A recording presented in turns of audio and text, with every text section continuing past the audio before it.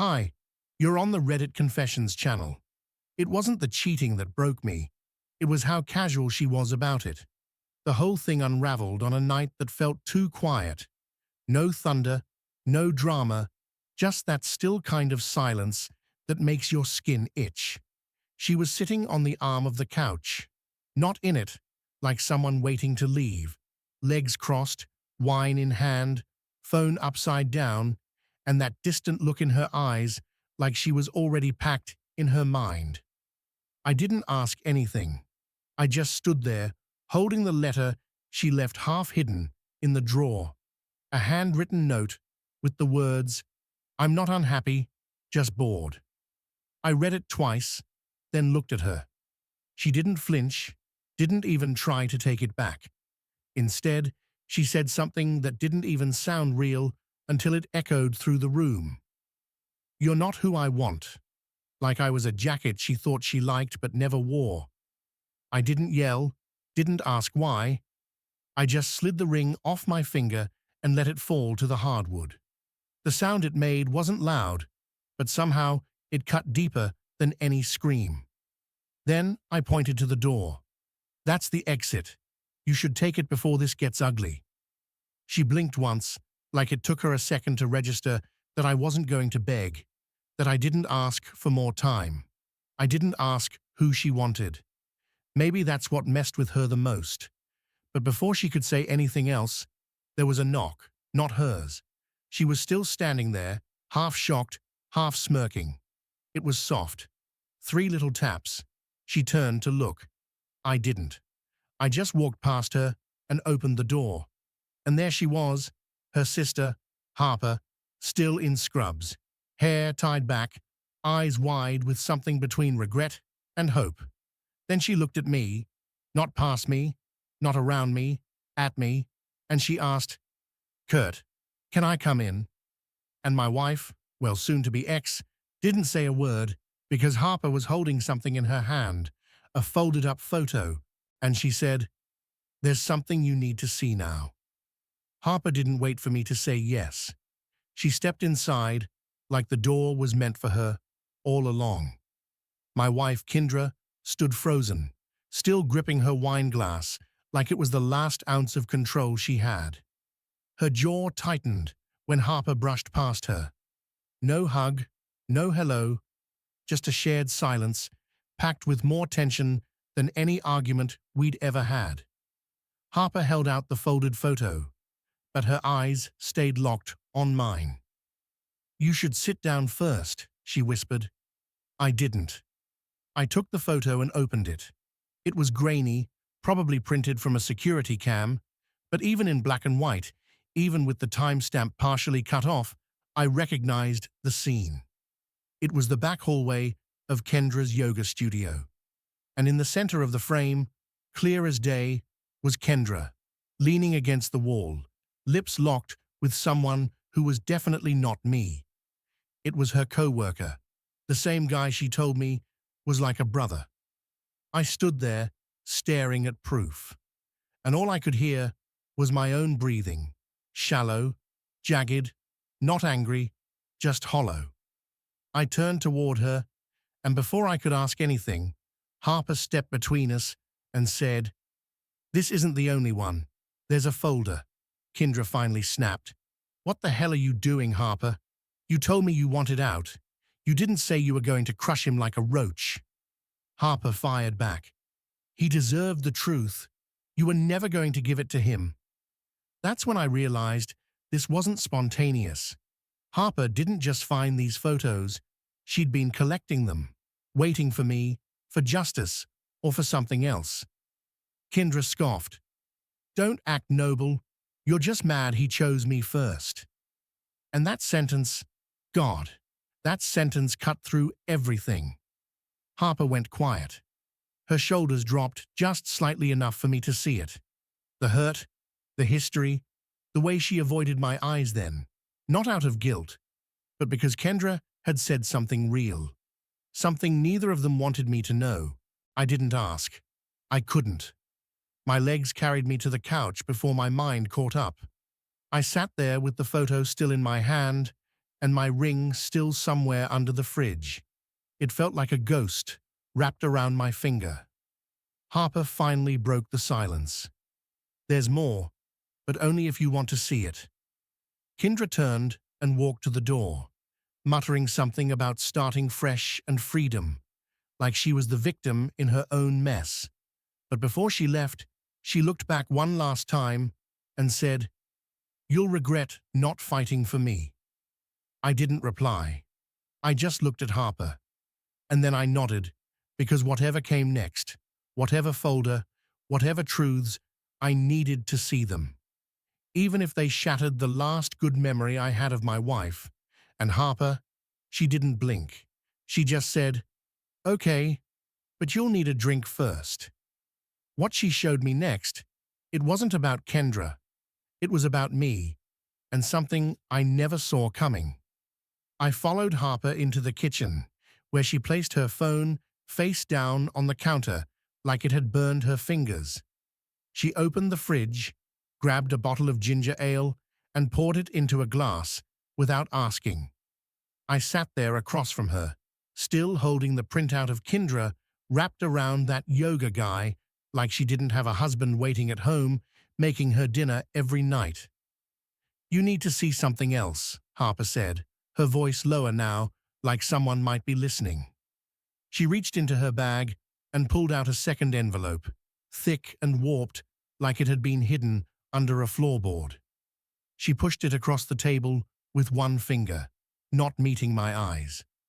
I opened it slowly. My hands were sweating. Inside were screenshots, dozens of printed chats, blurry but legible. All of them were between Kendra and Harper. "He's not a bad guy," Harper had typed, "just not what I pictured for you." "I know," Kendra replied, "but stable is useful, and once the house is refinanced and the joint account clears, I'm done playing step forward." I nearly threw up. Harper looked up. "She told me she was going to leave you after the money hit. That's why I started saving the messages. At first, I thought she was venting, but then I realized she meant it. You weren't her husband. You were her backup plan until something better came along." I don't know how long I sat there. Time didn't feel real. I tried to speak, but nothing came out. My throat had closed up, like it was trying to protect me from whatever I might say next. Harper reached across and touched my hand gently. "You deserve to know." That's when the door slammed. I turned, and Kendra was back. Her lipstick was smeared, eyes wild, phone in her hand. "You little rat," she snapped at Harper. "You broke into my backup files. That's a felony, you idiot." Harper stood up slowly, calm, collected, and blackmailing your own husband out of his own retirement savings. "Is what? Marriage counseling?" Kendra laughed bitterly. "Don't act innocent. You're just jealous he picked me. You wanted him first, remember?" My stomach twisted. "What night?" I asked. Neither answered. Harper's jaw locked, and Kendra folded her arms with that victorious little shrug. "Don't pretend you didn't feel it," Kendra said. "She flirted with you every chance she got. I just made the first move." I looked at Harper, who didn't deny it. She just looked tired, broken in a different way. I stood there torn between rage and confusion. Was I just some consolation prize between two sisters playing a long game? Kendra stepped forward like she was walking into a courtroom. She thought she could win. "You can kick me out. You can tear up the account, but you'll always wonder who wanted you more." And that's when I said it. "Then go. Both of you." Her face dropped. Harper froze. I didn't yell. I didn't beg. I just walked over to the table, took the envelope, and dropped it in the trash. Not because I wanted to forget, but because I didn't want their war infecting my peace any longer. "I'll send the papers," I said, and Kendra, she stormed out. But Harper didn't move. She just whispered, "That's not how I wanted this to go." I looked at her. Then why did you come? She hesitated, then said, because I thought I could finally fix what I helped break. Whatever she meant, I wasn't ready to hear it. But later that night, when I opened my email, there was a message waiting for me from Harper with one line. If you still want the truth, meet me tomorrow. The next morning, I stood in the parking lot of the old Lake House Cafe. Same place we used to go in college back when Harper and I were just part of the same friend group before Kendra even knew I existed. I hadn't been back in years, not since the night Harper swam out past the buoys, just to prove she wasn't afraid of the dark. Back then, everything felt like a dare. Now, it all felt like a setup. She was already inside when I walked in, sitting in the corner booth, tucked behind a chipped vase of fake daisies, wearing a sweatshirt 3 sizes too big and no makeup. It was the first time in a long time she didn't look like someone's sister. She just looked tired and maybe scared. I slid into the booth across from her. Neither of us spoke at first. The waitress came by, and I ordered black coffee just to keep my hands busy. I didn't tell you everything, Harper said finally, because it wouldn't have helped. It might still not, but you deserve the full picture. I nodded once. Say it. She swallowed hard. The night Kendra met you, she didn't meet you by accident. That sentence hit harder than I expected. My stomach tightened. Harper went on, her voice quieter. She knew I had a crush on you. She saw the messages I drafted and never sent. She teased me for it, said I was being desperate for a safe guy. But then she showed up at the party that night, all dressed up like she wasn't even planning to go. And by the end of it, she had your number. I leaned back, breath caught in my throat. She never loved you, Curtis, Harper said, eyes glassy. She wanted to prove she could take anything, even someone I liked, and turn it into her victory. I hated how much that made sense. All the moments that didn't quite fit. The way Kendra always made sure I knew Harper had a boyfriend, even when she didn't. The way she rolled her eyes when Harper came over. The strange little victories she collected like they were owed to her. And you never said anything, I asked. I tried, Harper whispered, but you looked so happy. And then it was too late. She made sure of that. I wanted to be angry, but I just felt hollow, like my entire marriage had been some long con, and I was the prize no one really wanted, just the proof someone else could win. You came to me with the folder, I said, but not just to expose her, right? You could have mailed it. You wanted something else. Harper looked away. I wanted you to know the truth before you lost the last piece of yourself to her. And then what? I asked. You swoop in and fix it. Get the guy in the end? No, she said quickly. I came because I still remember who you were before her. Before she made you feel small, I don't want anything from you. But if one day you remember who you were too, before she broke you, I hope you'll call me. She slid a note across the table, her number in faded ink. Then she stood, pulled her hood over her head, and left. I sat there long after the coffee went cold, staring at the number, wondering how many years of my life had been decided without me knowing. And as I walked back to my car, I realized something else.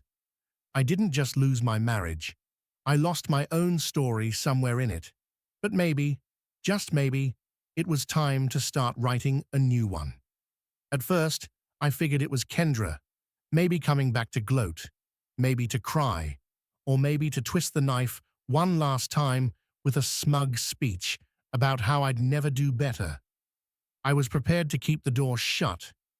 But when I peeked through the blinds, I froze. It wasn't her. It was him, the guy from the photo, the yoga studio co-worker, the one with the smug hands and smirking lips tangled around my wife in that grainy hallway printout. His name was Darren, and I only knew that because Kendra had said it once in passing. Oh, Darren's covering the morning class, like he was a footnote in her day. I opened the door about halfway. You're lost, I said flatly. He shook his head. No, I'm exactly where I should be. Boy, I didn't say a word, just waited. He sighed, shoved his hands into his pockets like this was some awkward neighborly drop-in. I know you probably want to knock me out, and that's fair. But I'm not here to fight. I'm here to tell you something. I'm not interested, I said, starting to close the door. But it's not about Kendra, he added quickly. It's about Harper. That stopped me. I stepped out onto the porch and shut the door behind me. You've got about 30 seconds, I said. And if this is some twisted love triangle nonsense, you're getting off this porch with a limp. He chuckled bitterly. Nothing like that. I'm not here for drama. I'm here because Harper wasn't being entirely honest with you. I clenched my fists. Careful, he nodded. Look, I work with Kendra, but I've known Harper longer, before either of them started treating me like background noise. A few years ago, Harper, she was different. She was sharp, focused, but then she got obsessed. Obsessed with what? I asked. With undoing Kendra, he said. It started small, exposing lies, subtle things, but somewhere along the way, it wasn't just about protecting you. It was about beating her sister, taking back what she felt was stolen. I stared at him, trying to decide whether to believe a man who was still wearing cologne that probably came from Kendra's glove compartment. You're saying she used me? I asked. He hesitated. I'm saying she might not have started with clean intentions, but that doesn't mean her feelings now aren't real. That left me reeling. I'd already been used once. The idea that Harper, the one person who seemed like she had my back, might have had her own agenda from the beginning, it made my stomach churn. I'm telling you this because you deserve to know the full truth, he said. Not just Kendra's version or Harper's. Then he turned to leave, pausing, only to add, they're both good at rewriting history. Just make sure you're not living in someone else's story again. And then he was gone. I stood there on the porch as the sun started to dip below the tree line, and all I could think was, what if I've been a passenger in my own life this entire time? That night, I stared at Harper's number for hours, but I didn't call. Not yet, because I needed to know who really started this fire and who just stood there pretending to hand me water while holding the match behind their back. I stared at my phone long enough for the screen to go dark at least a dozen times. Harper's number was there in my call log, untouched since she gave it to me. And after what Darren said on my porch, I should have deleted it, should have closed the door, sealed the wound, and walked away from both sisters and everything tied to them. But I didn't.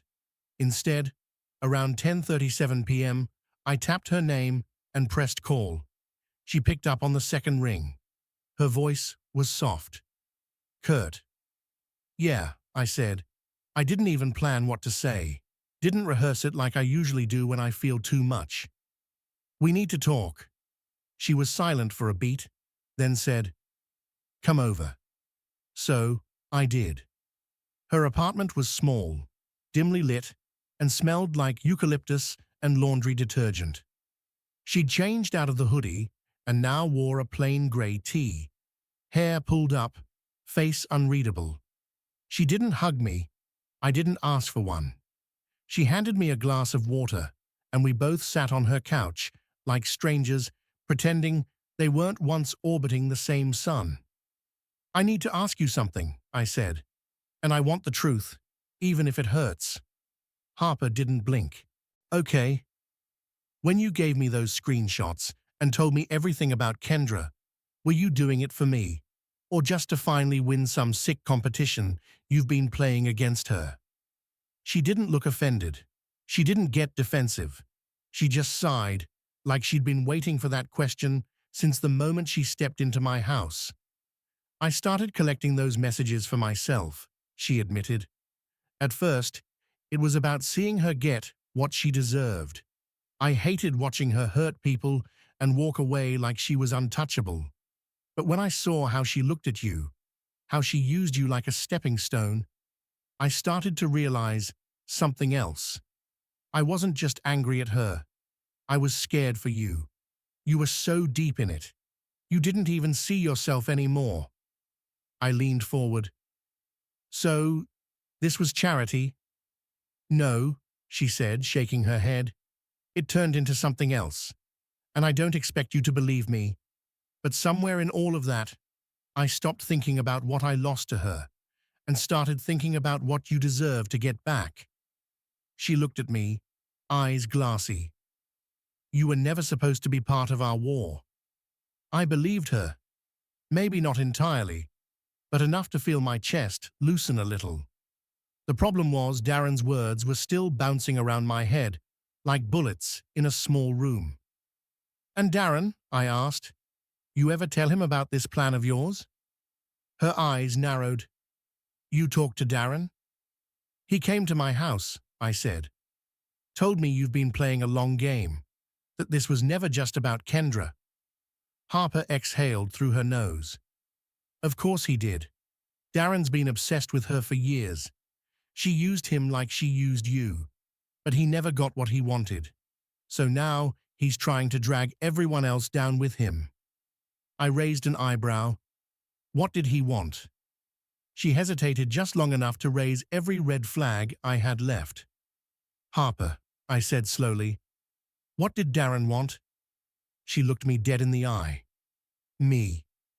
And suddenly, the whole board shifted again. Darren wasn't just a pawn in Kendra's game. He had his own. And I was the idiot sitting in the middle, believing whichever story sounded most tragic that day. I stood up. My mind was spinning. I need air. She didn't stop me, just nodded and said, if you walk away, I get it. But don't let his version of the truth bury mine. I walked out, and as I stepped into the cold night air, my phone buzzed. One new voicemail from a number I didn't recognize. I played it without thinking, and my blood turned to ice. It was a recording, a muffled one.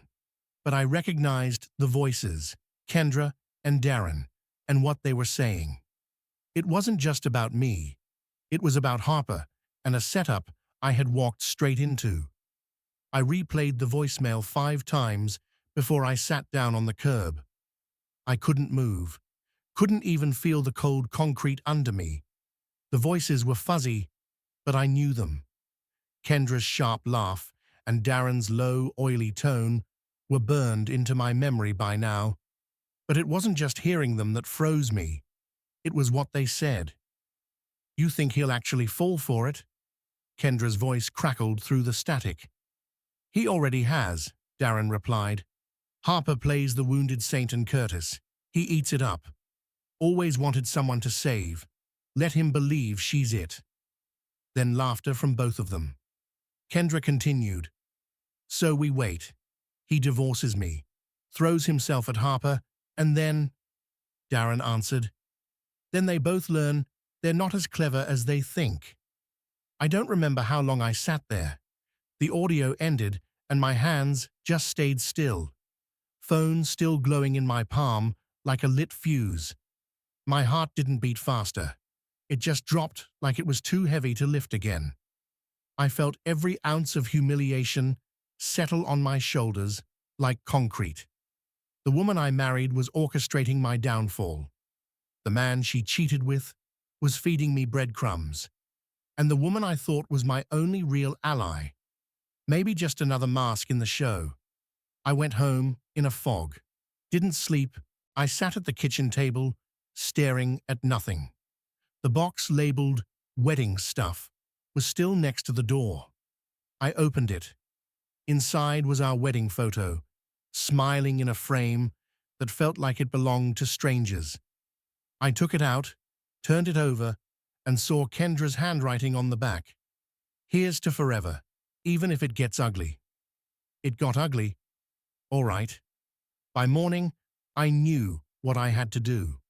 I wasn't going to scream. I wasn't going to burn everything down. I was going to end it on my terms. For once, I drove to the yoga studio first. Kendra's car was there.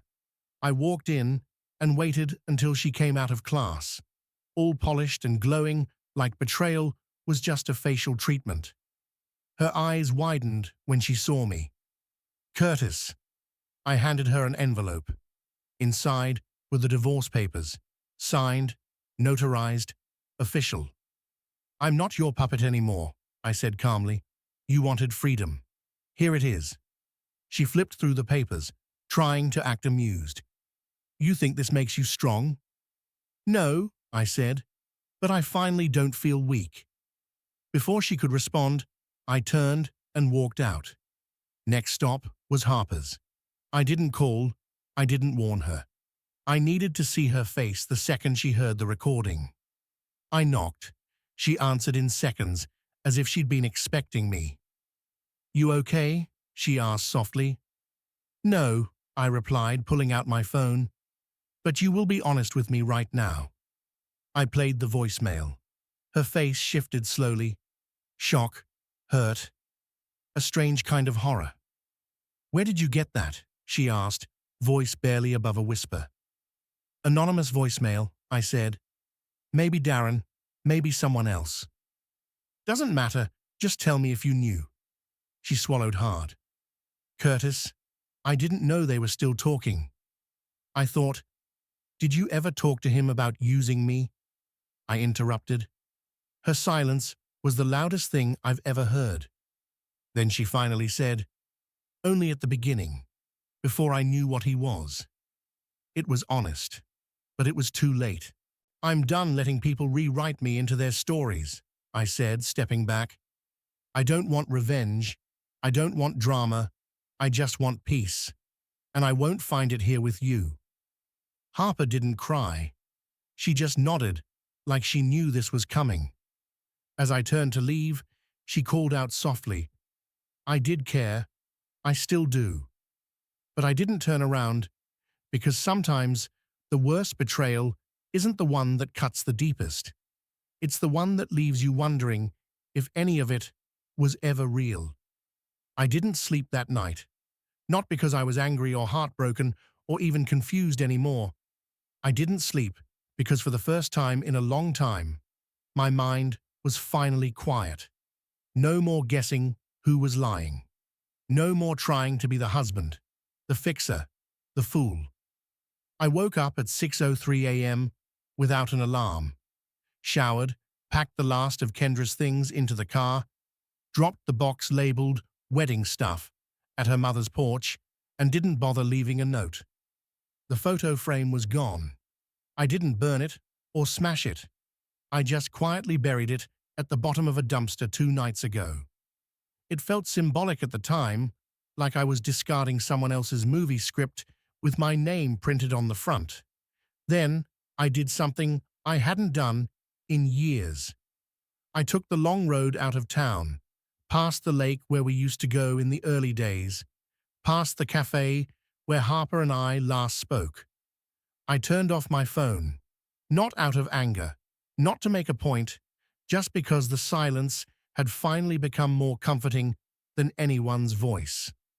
I thought about Harper, about whether I could ever fully trust her again. Maybe I could, maybe not, but I knew this much. She wasn't my responsibility, not anymore, and that truth felt better than any apology ever could. I thought about Darren too, and his smug little game with Kendra. I don't know if they ever got what they wanted from this. Power, chaos, control. But I didn't need to expose them, or fight them, or even warn anyone else. That's not my war. That's not my weight to carry. I pulled over near the overlook just outside Ridgeview. No one was around. The air was cool, and the town stretched out below like something I used to be a part of, but didn't belong to anymore. I stood there just breathing, just being. No ring on my finger, no lies, pressing against my chest. And for the first time in what felt like a lifetime, I smiled. Not because I won, not because they lost, but because I finally walked away without needing a final word. Peace didn't come from confrontation.